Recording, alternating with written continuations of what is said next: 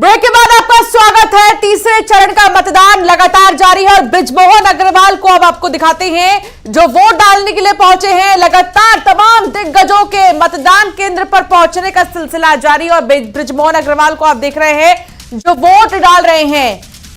मतदान केंद्र पहुंचकर 11 बजे तक वोट फीसदी क्या है इस पर भी आप एक नजर डालिए।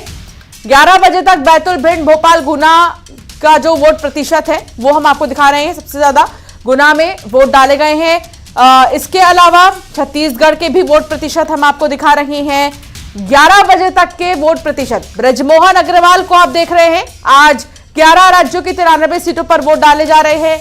मध्य प्रदेश के 9 लोकसभा सीटों पर वोटिंग हो रही है तो छत्तीसगढ़ की 7 सीटों पर वोटिंग हो रही है। और इस बीच ये तस्वीर परिवार सहित पहुंचे बृजमोहन अग्रवाल जो कि वोट कास्ट कर रहे हैं। जो प्रोसीजर है उसको फॉलो करते हुए अब वोट डालेंगे। मतदान केंद्र पर मौजूद हैं बृजमोहन अग्रवाल और ये सीधी तस्वीर आप देख रहे हैं रायपुर से। तनु वर्मा हमारी सहयोगी लगातार हमारे साथ जुड़ी हुई हैं। तनु, वोटिंग की प्रक्रिया चली रही है और बीच बीच में जो दिग्गज है वो वोट डालने के लिए जब आ रहे हैं तो एक उत्साह, एक लहर जरूर पोलिंग बूथ्स पर दिखाई देती है, लेकिन ये लहर बरकरार रहे ये बहुत जरूरी है।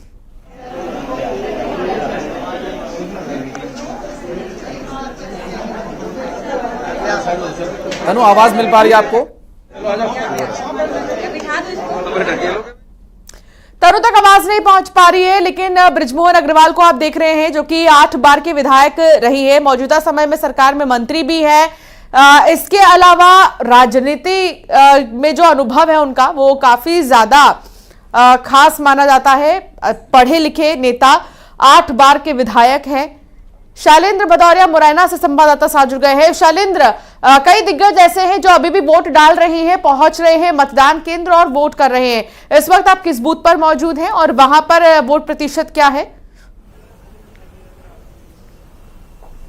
देखिए, मैं अगर बात करूं तो इस वक्त मैं मुरैना लोकसभा क्षेत्र के मुरैना शहर में मौजूद हूं और अगर यहाँ के मतदान फीसदी की बात करूं तो लगभग 26% जो लोग हैं वो अपने मताधिकार का प्रयोग कर चुके हैं। तमाम जो दिग्गज नेता हैं यहाँ पर उन लोगों ने भी मतदान कर लिया है और अगर मैं जिस मतदान केंद्र की बात करूं तो काफी कम संख्या में मतदाता अभी यहाँ पहुंच रहे हैं। देखिए, तेज धूप जो है अब मुरैना में हो चुकी है और यही कारण है कि लोग मताधिकार का प्रयोग करने सुबह सुबह जरूर पहुंचे थे, लेकिन अब उतना उत्साह मतदाताओं को में नहीं दिख रहा है। उम्मीद है कि 3 बजे के बाद जो है वो मतदान के लिए लोग और आगे बढ़ेंगे, क्योंकि मुरैना की परिस्थितियां थोड़ी सी अलग हैं। अगर मैं गर्मी के लिहाज से भी देखूं तो यहाँ बेहद गर्मी जो है, क्योंकि राजस्थान से सटा हुआ ये इलाका है तो गर्मी बहुत ज्यादा होती है और जिस तरीके से प्रत्याशी जो तीनों थे उनको सुबह ही पुलिस ने नजरबंद कर लिया, क्योंकि देखिए कहीं ना कहीं उपद्रव की आशंकाएं भी इस जिले में रहती है और यही कारण है कि तीनों जो प्रत्याशी थे, चाहे वो बीजेपी की तरफ से शिवमंगल सिंह तोमर हो, कांग्रेस की तरफ से सत्यपाल सिंह सिकरवार, उसके अलावा बीएसपी से जो रमेश गर्ग, उन सबको जो है वो पुलिस अधीक्षक ने अपने कार्यालय बुला लिया था और वहीं पर सबको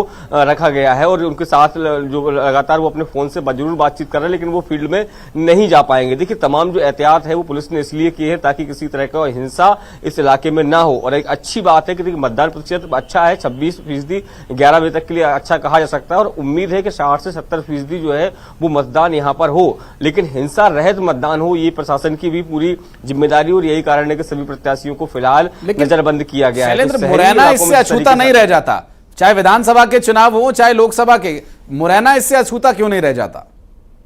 लगभग सूने से नजर आ रहे हैं।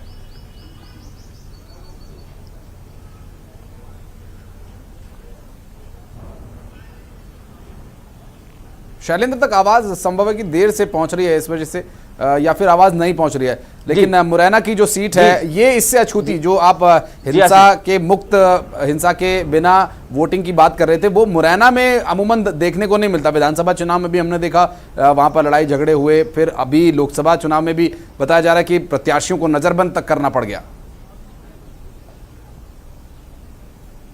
बिल्कुल आपने ठीक कहा कि देखिए हिंसा मुक्त जो है वो चुनाव हो, ये इस बार निर्वाचन आयोग ने तमाम जो कड़े प्रावधान है वो किए हैं। यही कारण है कि सुबह जैसे ही शिवमंगल सिंह तोमर ने वोट डाला उनके पास एसपी का फोन पहुंचता है और वो तत्काल उनको बुला लिया जाता है, चाहे वह कांग्रेस के प्रत्याशी हो या बीएसपी के प्रत्याशी, सभी प्रत्याशियों को जो है वो पुलिस कंट्रोल रूम में नजरबंद कर लिया। हालांकि पुलिस इसको नजरबंद नहीं कह रही है, कह रही है कि सबकी सहमति से सबको बिठाया गया, लेकिन उद्देश्य वही है कि हिंसा ना हो। क्योंकि देखिए ग्वालियर चंबल संभाग की, खासकर चंबल संभाग के इलाके की बात करूं तो जिस बात का आपने जिक्र किया कि हर चुनाव में कहीं ना कहीं हिंसा हो जाती है, जिससे कि मतदान जो है वो प्रभावित होता है, क्योंकि जिस पोलिंग बूथ पर भी उपद्रव होता है वहां आप देखने में आता है कि लोग मताधिकार का प्रयोग नहीं पहुंचते। जिस तरीके से हमने देखा था कि विधानसभा चुनाव में दिमनी लोकसभा क्षेत्र के विधानसभा क्षेत्र के गांव में हिंसा हुई थी, उसके बाद लोग मतदान करने कम निकले थे। नजर बनाए रखिएगा शैलेंद्र, मुरैना में क्या हो रहा है आपसे अपडेट लेते रहेंगे।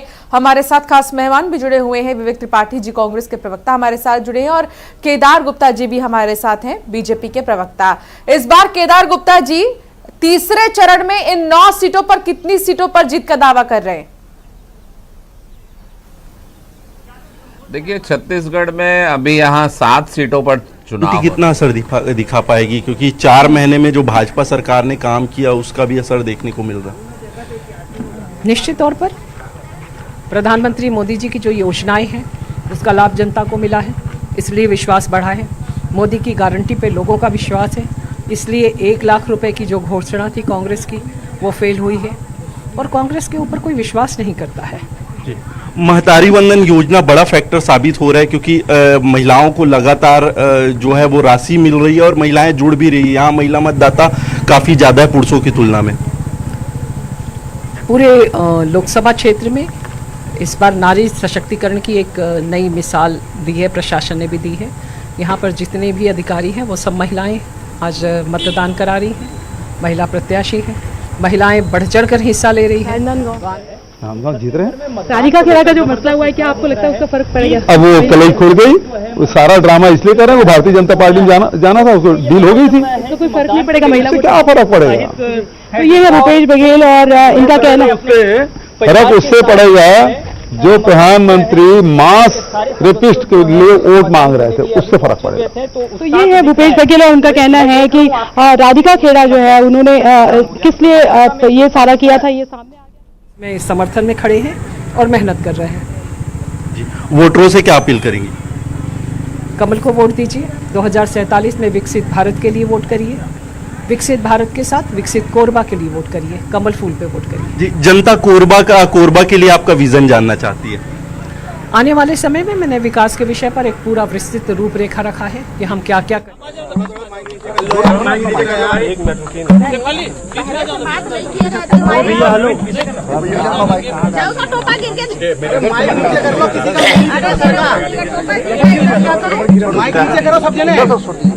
किसका है ये वाला? हाँ हाँ, चलिए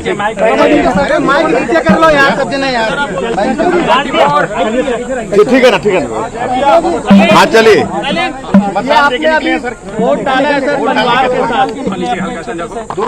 आज यार माइक नीचे कर लो यार, मुंह नहीं आ रहा सर का यार, माइक नीचे करो सब जने। आज माइक नीचे करो ना साहब। हाँ चलिए, वो बाहर देना, बाहर। अरे यार हो रहा था वही, पता नहीं माइक लगा था। मुख्यमंत्री विष्णुदेव साय को आप सुन रहे थे। अभी जो वोट डाल के निकले हैं बाहर, केदार जी से बात हो रही थी। केदार जी, आपका प्रश्न बीच में ही रह गया था, क्योंकि अभी कोरबा से जो आपकी प्रत्याशी हैं ज्योत्सना महंत, वो वहां पर उनके सामने एक बड़ा टक्कर कड़ी मौजूद है। उसके अलावा राजनांदगांव से जो भूपेश बघेल की रिएक्शन आपने सुना राधिका खेड़ा के बारे में, वो बात करते हैं। छोटे छोटे रिएक्शन इस पर लेंगे, फिर चर्चा को आगे बढ़ाएंगे। भूपेश बघेल कह रहे हैं कि राधिका खेड़ा से के विषय में वो कह रहे हैं कि ये सब प्री प्लान था, उन्हें जाना था, इसलिए वहां पर उन्होंने जो डील थी वो सेट कर ली थी, इसलिए वो चली गई। उनसे कोई फर्क पार्टी को पड़ने वाला नहीं है। देखिए, डील की बात, ये लेने देने की बात कांग्रेस पार्टी में लगातार नेता करते रहते हैं, क्योंकि कांग्रेस के चाल चरित्र में शायद लेने देने की बात, डील की बात रही हो। तो मैं माननीय भूपेश बघेल से पूछना चाहता हूं, क्या उनकी डील टूट गई थी क्या? उन्होंने भी कोई डील की थी क्या? और कितने लोगों से ऐसी डील की थी जो कांग्रेस के नेता हैं और वो डील के तहत काम करते हैं? मेरा मानना है कि भारतीय जनता पार्टी में जो भी आते हैं वो राष्ट्रवाद की भावना को लेकर और सभी धर्मों के प्रति एक जैसा व्यवहार पार्टी में आते हैं। पहले अपनी पूरी व्यवस्था बनाइए, हड़बड़ाइए मत, हड़बड़ाइए मत, आराम करिए, पहले पूरी व्यवस्था बना लीजिए। हो गया, हो जाइए आप लोग। माइक नीचे करो, माइक को नीचे कीजिए भैया, माइक को नीचे कीजिए, कैमरा ओवरलोड मत कीजिए, कैमरा ओवरलोड। क्या बोलना चाह रहे हैं सर? आप हाथ नीचे करेंगे, अपना माइक नीचे हो जाएगा। नीचे क्यों देखिए, अपना हाथ माइक दूर रखो। अंतिम चरण में छत्तीसगढ़ में क्या स्थिति रहेगी? देश वोट कर रहा है। देखिए, लोकतंत्र का सबसे बड़ा महापर्व चल रहा है और इस महापर्व का तृतीय चरण का मतदान आज संपन्न हो रहा है। छत्तीसगढ़ में आज ये महापर्व का समापन हो रहा है और ये हमारा गृह ग्राम है। यहाँ पर बूथ में हमारा नाम है। आज हम सपरिवार मतदान करने के लिए यहाँ पर आए हैं। हमारी माताजी, हमारी धर्मपत्नी, हमारी बेटी, हमारा बेटा, हमारी बहू और सब लोग अभी मतदान किए हैं।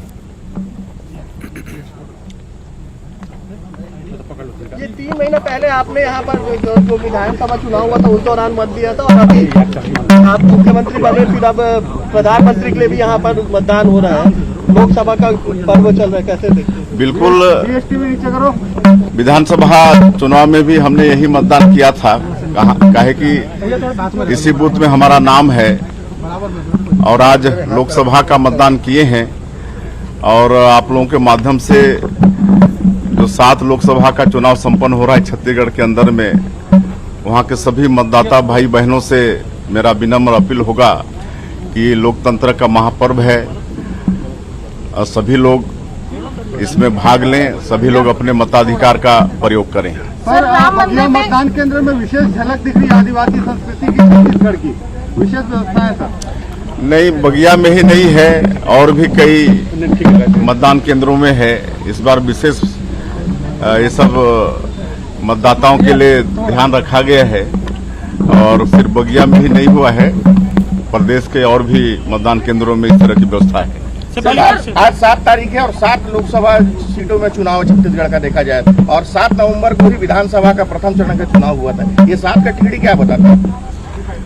देखिए, यहाँ 11 सीट है छत्तीसगढ़ में लोकसभा का और इस बार दो चरण में चुनाव संपन्न हुआ है 4 लोकसभा का और वहाँ का जो फीडबैक है और हम मुख्यमंत्री के नाते पूरे प्रदेश में गए हैं, 75 विधानसभा सीट में गए हैं और 100 से ज्यादा कार्यक्रम हमारा हुआ है और हमारे देश के यशस्वी प्रधानमंत्री उनका भी यहाँ पर आना हुआ। चुनाव के दौरान में हमारे राष्ट्रीय अध्यक्ष जी का भी आना हुआ, गृह मंत्री जी का भी आना हुआ, आदरणीय राजनाथ सिंह जी भी आए, योगी आदित्यनाथ जी भी आए और भी बहुत नेता है, हमारे प्रदेश के अध्यक्ष, हमारे मंत्रीगण सब लोग गए और सब जगह जनसैलाब उमड़ा और यहाँ के मतदाताओं में मोदी जी के 10 साल के कामों का असर है और छत्तीसगढ़ की जो भारतीय जनता पार्टी की सरकार मोदी की गारंटी के बहुत सारे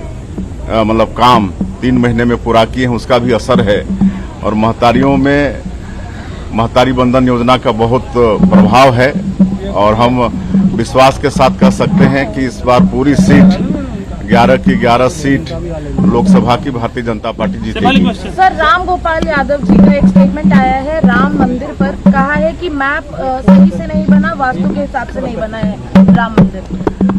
अब राम विरोधी है और लोग कुछ भी बोल सकते हैं। तो मुख्यमंत्री विष्णुदेव साय को आप सुन रहे थे और उन्होंने कहा परिवार सहित वोट करने के लिए वो पहुंचे और 11 की 11 सीटों पर जीत का दावा कर रहे हैं। इस पर हम चर्चा करेंगे। वासु लेकिन सहयोगी साथ जुड़े हैं गुना से। वासु, गुना में वोट प्रतिशत कितना है? अभी तक तो बहुत अच्छा वोट प्रतिशत आया है, वहां पर वोटर पार्टिसिपेट कर रहे हैं, वोट डाल रही हैं। ठीक है, मिलना चाहिए। ठीक है चलो। तक के ट्रेंड्स आए हैं मध्य प्रदेश में, जहां 30% मतदान हुआ है, तो वहीं गुना की अगर बात करें तो 32% से ज्यादा मतदान जो है वो 11 बजे तक हो चुका है। और शहरी क्षेत्रों की बात करें या ग्रामीण क्षेत्रों की बात करें, वोटरों में अच्छा खासा रुझान देखने को मिल रहा है। तस्वीरों में आप देख सकते हैं कि बूथ पर लंबी लंबी जो कतारें हैं वो यहां पर अभी भी लगी हुई हैं और लोग निकल रहे हैं अपने घरों से, मतदान कर रहे हैं। गर्मी भी यहां पर बेशक बेहद पड़ रही है, लेकिन उसका असर मतदान पर नहीं पड़ रहा। तो उम्मीद ये की जा सकती है कि पिछले 2 चरणों में जिस तरीके से मतदान कम हुआ था, उससे ज्यादा मतदान जो है वो इस बार होगा। कुछ मतदाता हमारे साथ हैं, क्षेत्र के जागरूक मतदाता हैं। धूप है, गर्मी है और व्यवस्थाएं भी उस हिसाब से की गई हैं। ठीक लग रहा है? हाँ बिल्कुल सही लग रहा है। और इस बार मतदाताओं में एक जागरूकता है, सुबह से ही लंबी कतारें यहाँ पे लग चुकी थी और ये एक सूचक है कि मतदाता जागरूक तो हुआ है। अच्छा, जब घर से निकल रहे हैं, वोट करने आ रहे हैं, तो जहन में क्या सारी बातें चल रही हैं जिनको लेकर मतदान करने आप पहुंच रहे हैं? मतदान के लिए एक ही विचार जो मन में है, श्रेष्ठ भारत, सुरक्षित भारत और विकसित भारत। ठीक है, श्रेष्ठ भारत, सुरक्षित भारत। आपने वोट डाल दिया है? अभी बस डालने जा ही रहा हूँ। हाँ। अपने काम काज ले रहा, अपनी फैमिली को लेके आया हूँ। हाँ। कैसी है व्यवस्थाएं वगैरह? ठीक है, व्यवस्था सब उत्तम है, जी। उचित व्यवस्था है और आप लोगों का मार्गदर्शन में सब व्यवस्था उचित है। ठीक है। देखिए, ये लंबी लंबी जो लाइनें हैं, कतारें हैं, मैं आपको यहाँ दिखा दूं, लोग एक एक करके पहुंच रहे हैं और जो यहाँ पे अधिकारी कर्मचारी तैनात हैं वो भी अपना पूरा काम जो है निरंतर सुबह से जब 5:30 बजे के करीब मॉक पोलिंग और मशीनों को यहाँ पर मैं लौटूंगा आपके पास, प्रक्रिया शुरू हुई थी, लेने के उसके लिए बाद से लगातार यहाँ पे जो काम है वो चल रहा है। और जो बुजुर्ग मतदाता हैं वो भी, जो लोग हैं वहां पर वो जागरूक हैं, कुछ अपने परिवार को लेने के लिए जा रहे हैं, कुछ वोट डाल करके वापस आ रहे हैं। ये देख करके अच्छा लगा कि लोगों में गर्मी होने के बावजूद, धूप होने के बावजूद भी एक जागरूकता है, एक उत्सुकता है, लोकतंत्र के प्रति एक विश्वास है। विवेक त्रिपाठी जी लगातार हमारे साथ जुड़े। विवेक जी, 2-3 बातें जो अब तक हमने रिएक्शंस में देखी, चाहे मुख्यमंत्री विष्णुदेव साय की हो, भूपेश बघेल से जब बात हो रही थी और बीजेपी की कैंडिडेट कोरबा से जो इस वक्त भारतीय जनता पार्टी के लिए अभी वहां पर एक सरोज पांडे ने एक झंडा गाड़ा हुआ है, वो भी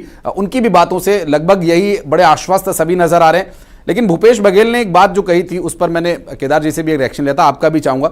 वो डील की बात कर रहे थे कि बीजेपी से पहले ही डील हो गई थी। आखिर बीजेपी से कितने नेताओं की डील हुई है और ये सारे कांग्रेस के नेता बीजेपी के ही नेताओं से क्यों डील कर रहे हैं? इस बारे में कुछ कहना चाहेंगे आप?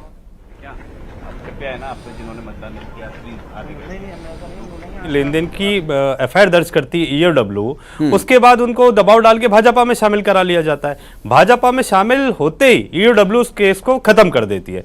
इंदौर के प्रत्याशी पे 17 साल बाद 307 का प्रकरण दर्ज किया जाता है, उनकी संपत्ति की नफ्ती की जाती है, उनको डराया धमकाया जाता है। फिर वर्तमान के मंत्री और विधायक कैलाश विजयवर्गीय जी, रमेश मेंदोला जी उनको घर लेकर, उनके घर जाते हैं, उनको लेकर आते हैं, उनका नामांकन वापस कराते हैं। तो कहीं ना कहीं देश की जनता देख रही है जिस तरीके से आज भाजपा लोकतंत्र को दूषित करने का काम पूरे देश भर में कर रही है।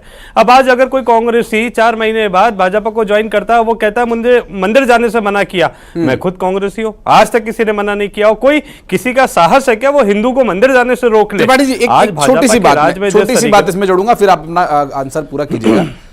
कुछ मुद्दों पे जब घर में बड़े बुजुर्गों से बात होती है तो मैं अपना निजी अनुभव बता रहा हूं, हमारे बड़े बुजुर्ग जब बात करते हैं तो एक आध कहावत वो इस्तेमाल करते हैं। मुझे वो कहावत इस वक्त याद आ रही है कि जब अपने ही सोने में खोट है तो परखने वाले का क्या दोष है।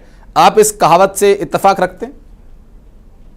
देखिए, निश्चित ही अगर कोई प्रत्याशी जिस पर राजनीतिक दल भरोसा जताता है, उन्हें प्रत्याशी के रूप में चुनावी मैदान में उतारता है और वो जरा सी समस्या से घबराकर जब मैदान छोड़ देते तो राजनीतिक दलों का नुकसान तो होता है और जनता का भी कहीं ना कहीं लोकतंत्र से विश्वास घटता है। परंतु जनता समझदार है, जनता सारी चीजों को देख रही है। मोदी जी की जो गारंटियां विपक्ष में रहते हुए जिन मुद्दों पर वो बात किया करते थे, 400 रुपए का गैस सिलेंडर था तो मोदी जी कहा करते थे बहुत हुई महंगाई की मार, अब की बार मोदी सरकार। आज 1000 रुपए का गैस का सिलेंडर है और मध्य प्रदेश की जनता के बीच में आज जब प्रधानमंत्री नरेंद्र मोदी जी आए तो महंगाई के बारे में बात नहीं की, भ्रष्टाचार के बारे में बात नहीं की, बेरोजगारी के बारे में बात नहीं की।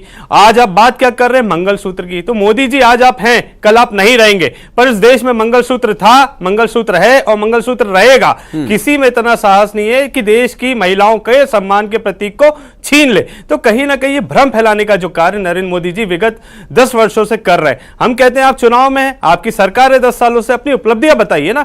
उपलब्धियां बताने के अलावा आप सारे कार्य कर रहे हैं। आज जनता की जो मूल समस्या है, आज चुनाव चल रहा है, आज बैतूल और हरदा की जनता पूछना चाहती है कि शासन प्रशासन की नाक के नीचे एक अवैध फटाखा फैक्ट्री चल रही थी, वो किसके संरक्षण में चल रही थी। आज भोपाल की जनता मतदान करने से पहले पूछना चाहती है, आप महिला सुरक्षा की बात करते हैं, आप ही के मंत्री के पुत्र द्वारा एक महिला के ऊपर प्राणघातक हमला किया गया, आज तक उसकी गिरफ्तारी क्यों नहीं हुई है। आज गुना की जनता और भाजपा का कार्यकर्ता पूछना चाहता है कि जब कार्यकर्ताओं ने संगठित होकर पिछले चुनाव में भाजपा के एक छोटे से कार्यकर्ता केपी यादव को जिताया, कांग्रेस के कद्दावर नेता सिंधिया जी को हराया, तो निश्चित ये कार्यकर्ताओं की जीत थी। तो केपी यादव जी का टिकट क्यों काट दिया गया, यादव समाज का अपमान क्यों किया गया, इन सारे मूल मुद्दों को लेकर जनता अपने चुनाव में आना चाहती है, वोट करना चाहती है, परंतु भाजपा केदार गुप्ता जी, जो जिन मुद्दों को विवेक जी गिना रहे हैं, जिन मुद्दों की बात विवेक जी कर रहे हैं, उस पर कभी क्यों नहीं बीजेपी कुछ कहती है। बीजेपी के नेता हर चुनाव प्रचार में राष्ट्रीय मुद्दों के चलते जो स्थानीय मुद्दे हैं उसको ढक देते हैं। देखिए, स्थानीय मुद्दे की बात अगर मैं करूं तो मध्य प्रदेश में कांग्रेस पार्टी की सरकार को पहले ही ठुकरा दिया गया। दूसरी बार भी पूर्ण बहुमत से मध्य प्रदेश की जनता ने भारतीय जनता पार्टी को चुना और हमारे मुख्यमंत्री माननीय मोहन जी लगातार बहुत अच्छा काम कर रहे हैं। और ये यादव समाज की बात कर रहे हैं, ये जातीय आधार पर कांग्रेस हमेशा बात करती है और जातिवाद पर जातियों को भड़काने का काम करती है। मैं छत्तीसगढ़ की अगर बात करूं तो छत्तीसगढ़ में सिर्फ 3 महीने में माननीय विष्णुदेव साय जी का सुशासन चल रहा है और हमने 3100 रुपए के भाव से 21 क्विंटल धान खरीदा, 145 लाख टन धान किसान भाइयों का खरीदा, जो 33,000 करोड़ का होता है और एक बार में वो राशि उनके खाते में चली गई। उसका जो बोनस का था 13,216 करोड़ रुपए, वो भी एक साथ दे दिया। 2 साल का बोनस 3,726 करोड़, वो भी दे दिया। महतारी वंदन की 3 किस्त लगभग 2100 करोड़ रुपए, वो भी दे दी। अरे भाई, 18 लाख प्रधानमंत्री आवास, 8,716 करोड़ उसकी किस्त, मात्र 2 महीने में। 2 महीने में अगर विष्णुदेव साय जी की सरकार ये काम करती है, और वहीं कांग्रेस की जब भूपेश बघेल की सरकार थी तो किसान भाइयों को 4 किस्तों में पैसा देते थे। 26 बिल्कुल, और ये उपलब्धियों के बारे में जो बात कर रहे थे विवेक जी, संभव केदार जी उसी का जवाब दे रहे थे। चर्चा आगे भी जारी रहेगी, अपडेट लेंगे। हमारे सहयोगी भी अलग अलग लोकसभा के अलग अलग बूथ से जुड़ेंगे हमारे साथ। एक छोटा सा ब्रेक हमें यहां पर लेना होगा।